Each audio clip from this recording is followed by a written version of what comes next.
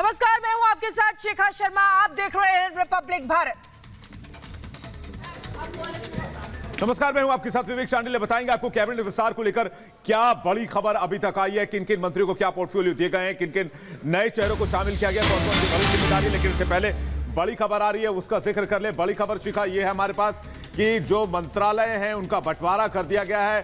जैसे प्रकाश जावड़ेकर को पहले मंत्री थे, उनका इस्तीफा लेकर अब अनुराग ठाकुर सूचना प्रसारण मंत्री होंगे। अनुराग ठाकुर के पास खेल मंत्रालय भी होगा। शिखा, बहुत बड़े बदलाव किए गए हैं। बिल्कुल विवेक, बहुत बड़े बदलाव किए गए हैं। विस्तार के बाद मोदी कैबिनेट में ये बड़े बदलाव हुए। कई मंत्रियों के विभाग भी बदले गए हैं। अगर 4 बड़े मंत्रालय को छोड़ दिया जाए तो काफी लोग ऐसे हैं जिनके विभागों को बदला गया है, जिसमें नितिन गडकरी हैं, निर्मला सीतारमण, इनके वही विभाग हैं जो उनके पहले थे। नरेंद्र सिंह तोमर, उनको वही मंत्रालय दिया गया है। अनुराग ठाकुर, जिनको बड़ा मंत्रालय दिया गया, अनुराग ठाकुर के पास आपको बता दें कि इंफॉर्मेशन सूचना प्रसारण मंत्री बने हैं अनुराग ठाकुर। किरण रिजिजू जो कानून मंत्री बनाए गए हैं। अश्विन वैष्णव को रेल मंत्री बनाया गया है। अनुराग ठाकुर, देखिए, सूचना एवं प्रसारण मंत्रालय उनको दिया गया है। और साथ ही साथ आपको बता दें कि नारायण राणे की अगर बात करें तो देखिए, उनको भी लघु उद्योग मंत्रालय, सूक्ष्म एवं लघु उद्योग मंत्रालय उनको दिया गया है। तो ये इस तरीके से बदलाव किया गया, क्योंकि हमेशा से ये माना जाता रहा है कि कोर टीम को चेंज नहीं करते हैं पीएम। और देखिए, इस वक्त सभी चीजें यहां पर बदली हुई नजर आ रही है। न्यू इंडिया यहां पर दिखाई दे रहा है। ज्योतिरादित्य सिंधिया, जिनका नाम सबसे ज्यादा सामने आ रहा था, नागरिक उड्डयन मंत्री बने हैं ज्योतिरादित्य सिंधिया।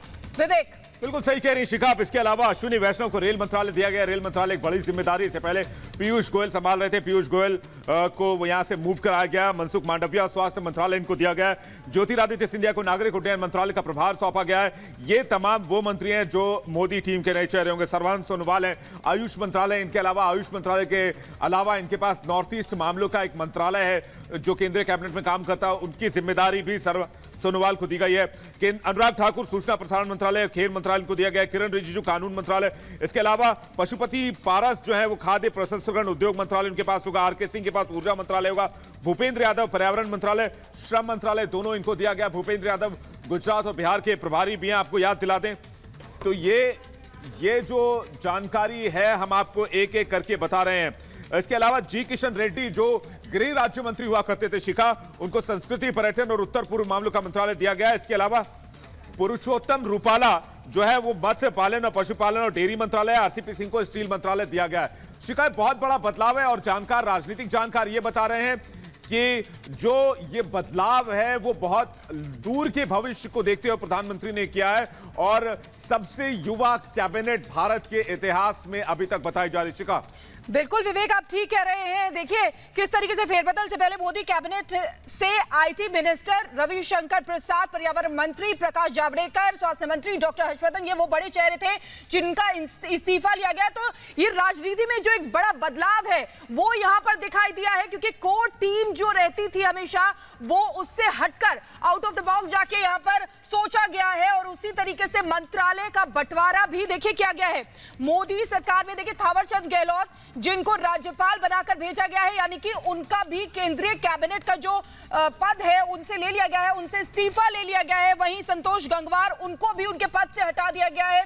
सबसे बड़ी बात, जिनका प्रमोशन हुआ है, किरण रिजिजू जो कानून मंत्री बने हैं, साथ ही साथ अनुराग ठाकुर जिनको आईबी मिनिस्ट्री उनको मिली हुई है। तो ये तमाम ऐसे जो मंत्रालय है वो मिले हैं। हरदीप सिंह पुरी की अगर बात करें तो पेट्रोलियम मंत्रालय उनको दिया गया है। पीयूष गोयल वाणिज्य और उद्योग मंत्रालय संभालेंगे। नई कैबिनेट में भूपेंद्र यादव को पर्यावरण मंत्रालय दिया गया है। श्रम मंत्रालय आरसीपी सिंह बने हैं, इस्पात मंत्री बने हैं वो। और जी किशन रेड्डी की अगर बात करें तो पर्यटन मंत्री बने हैं। तो देखिए किस तरीके से यहाँ पर बदलाव किया गया है। मीनाक्षी लेखी से हमने बातचीत की इस पूरे कैबिनेट एक्सपेंशन को लेकर और आज मंत्री पद की शपथ को लेकर। क्या कुछ कहा उन्होंने, ये पहले सुन लेते हैं। जी मैम, मोदी मंत्रिमंडल में 7 महिलाओं को मौका मिला है, उसको लेकर आप क्या कहेंगी? मैं प्रधानमंत्री जी का धन्यवाद करना चाहती हूँ, क्योंकि उन्होंने सबको मौका दिया। आपको क्या पोर्टफोलियो मिल सकता है? नहीं मैम, मैं ये सब मेरा जो भी काम मिलेगा वो ईमानदारी से पूरा होगा।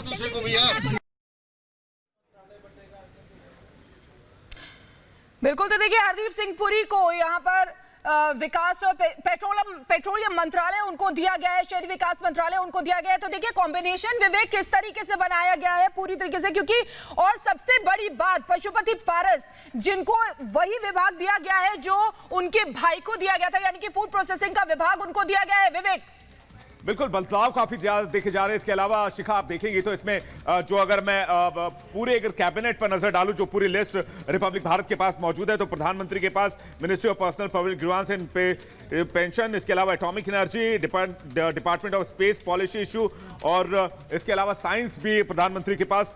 इसके अलावा राजनाथ सिंह जो कि रक्षा मंत्री हैं वो बने रहेंगे। अमित शाह होम मिनिस्टर के अलावा उनको कोऑपरेशन एक नया डिपार्टमेंट बनाया गया, उसकी जिम्मेदारी दी गई है। Nitin Gadkari road transport highway ministry उनके पास बनी रहेगी। इसके अलावा निर्मला सीतारमण फाइनेंस मिनिस्ट्री बनी रहेंगी। करंट अफेयर्स के मामले उनके पास रहेंगे। Narendra Singh Tomar agriculture and farmers welfare का उनका मंत्रालय रहेगा। एस जयशंकर के पास एक्सटर्नल अफेयर्स मिनिस्ट्री जो कि पहले की तरह बनी रहेगी। इसके अलावा जो बदलाव हुए हैं जैसे Piyush Goyal commerce and industry, consumer affairs, food and public distribution, ये भी इनके पास आ गया। टेक्सटाइल इनके पास आ गया।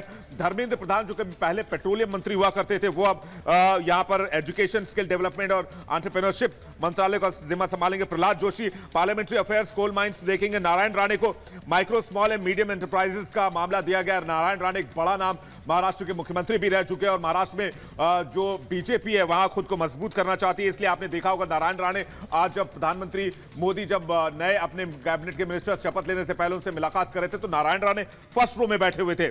इसके अलावा सर्बानंद सोनोवाल जो बहुत बड़ा नाम था, असम के सीएम रहे, उनको वहां से सीएम पद से हटाया गया। हेमंत बिस्वा शर्मा को जिम्मेदारी दी गई और उनको केंद्र में लेकर आया गया।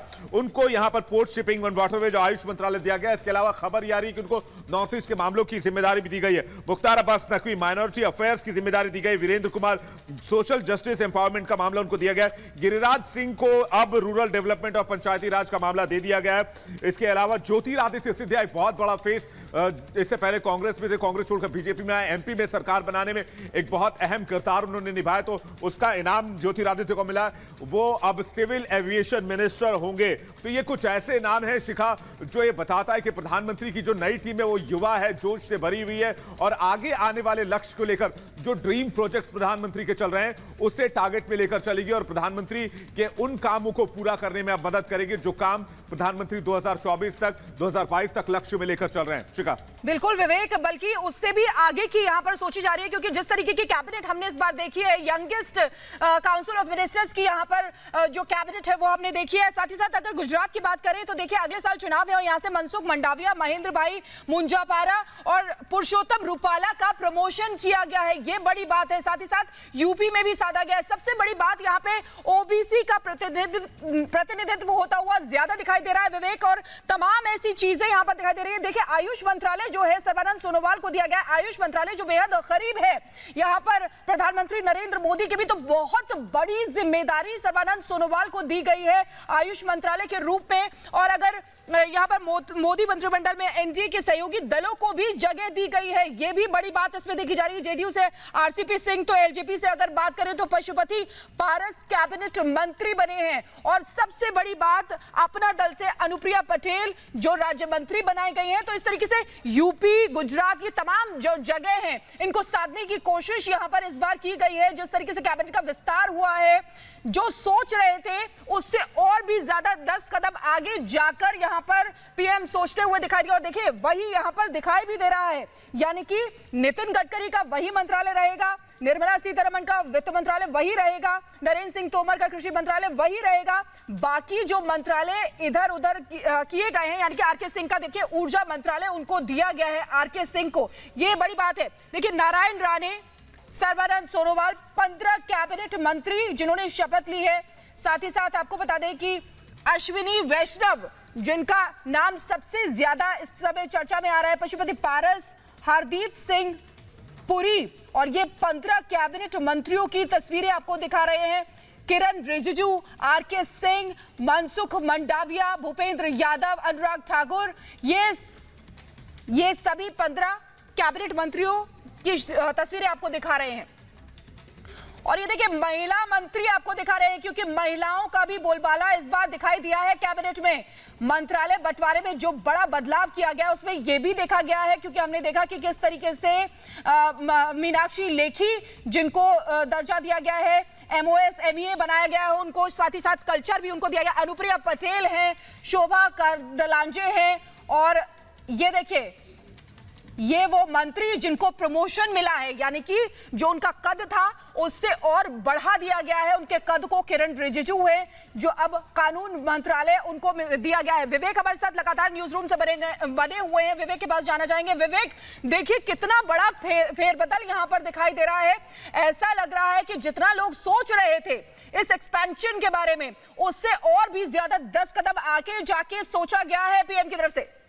बिल्कुल, ये बात पहले ही साफ थी शिखा की जिस तरह से जिन नेताओं ने मेहनत की है, जिन नेताओं ने अपने क्षेत्र में अच्छा काम किया, उनको प्रमोशन मिलेगा। और वही तस्वीर हम अभी लगातार दर्शकों को दिखा रहे थे, जिसमें किरण रिजिजू का नाम है, जी किशन रेड्डी का नाम है, इसके अलावा वो तमाम नाम है जिनको प्रमोशन मिला, चाहे वो अनुराग ठाकुर हो, ऐसे तमाम नाम है। यानी कि प्रधानमंत्री के ऑब्जर्वेशन में तमाम नेता थे और जिन नेताओं ने अच्छा काम किया उसके। और जो बड़ी एंट्री हुई है कैबिनेट में माने तो ज्योतिरादित्य सिंधिया का नाम है जिनको सिविल एविएशन मिला है। इसके अलावा रामचंद्र प्रसाद सिंह है, RS सिंह जो स्टील मिनिस्ट्री देखेंगे। इसके अलावा अश्विनी वैष्णव हैं। यहां पर प्रधानमंत्री चाहते हैं कि उनको IT के स्किल का फायदा मिले और एक अनुभव का फायदा मिले, इसलिए अश्विनी वैष्णव को लेकर आए। Railway, communication, electronics and information technology के लिए उनको लेकर आए हैं। अब देखना होगा, क्योंकि आप देखेंगे कि तो डिजिटल इंडिया की प्रधानमंत्री बहुत बातें करते हैं। डिजिटल इंडिया के क्षेत्र में पिछले 7 सालों से काम लगातार जारी, जिसमें मेक इन इंडिया और तमाम बड़े प्रोजेक्ट्स भी शामिल हैं, जिसमें डिजिटल इंडिया में डिजिटल पेमेंट से लेकर बहुत सारी चीजें हैं। इसलिए अश्विनी वैष्णव की जिम्मेदारी बहुत बड़ी हो जाती है, उनका प्रभार बहुत बड़ा हो जाता है। पशुपति कुमार पारस, फूड प्रोसेसिंग, ये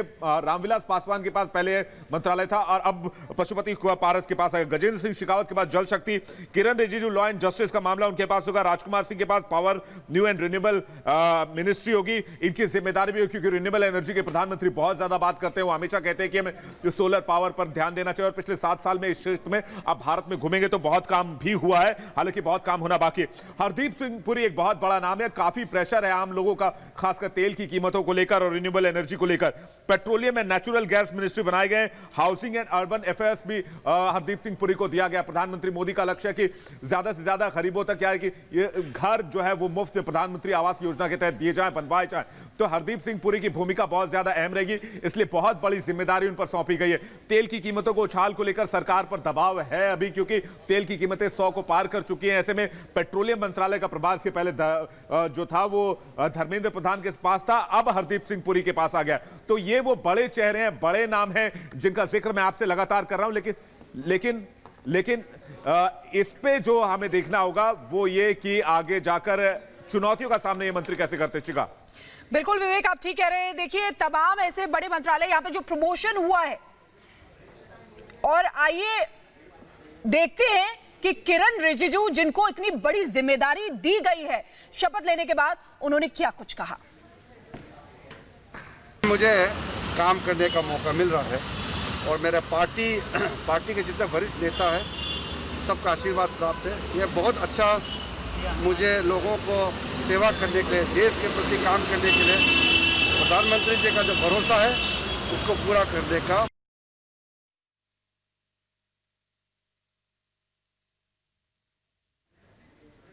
लोग ऐसे हैं जिनका प्रमोशन किया गया है, लगातार हम नाम बता रहे हैं, अलग अलग मंत्रालय बता रहे हैं। बड़ा फेरबदल यहां पर मोदी कैबिनेट में देखा गया है। मोदी गवर्नमेंट में, जब से मोदी गवर्नमेंट आई है, बहुत बड़ा एक्सपेंशन ये माना जा रहा है। यंगेस्ट काउंसिल ऑफ मिनिस्टर है फिलहाल के लिए इतना ही, लेकिन ये बड़ी कवरेज लगातार जारी है। विवेक, आप भी हमारे साथ बने रहिए।